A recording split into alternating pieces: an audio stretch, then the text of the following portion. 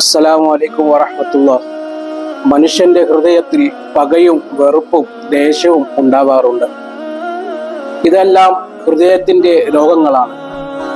ഈ ഹൃദയത്തിന്റെ രോഗങ്ങൾ മാറാൻ 5 മരുന്നുകൾ നാം കഴിച്ചാൽ ഹൃദയം ശുദ്ധിയാകുന്നതാണ്. 1. വതിലാവത്തുൻ, ഖുർആൻ ഓതുക. 2. വലിൽ ബത്നിൽ ഖലാ, വയറ് നിറച്ച് ഭക്ഷണം കഴിക്കാതിരിക്കുക. വഖിയാമു ലൈലിൻ, രാത്രിയിൽ എഴുന്നേറ്റ് നിന്ന് നിസ്കരിക്കുക. വതദർറഉ ബിസ്സഹർ, പാതിരാത്രിയിൽ എഴുന്നേറ്റ് റബ്ബിനോട് പൊട്ടിക്കരഞ്ഞുകൊണ്ട് ദുആ ചെയ്യുക. വമുജാലസാത്തുൽ സ്വാലിഹീനൽ ഫുളല, സ്വാലിഹീങ്ങളായ ആളുകളോട് സഹവസിക്കുക.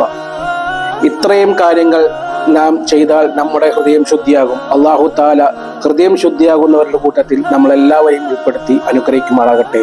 ആമീൻ.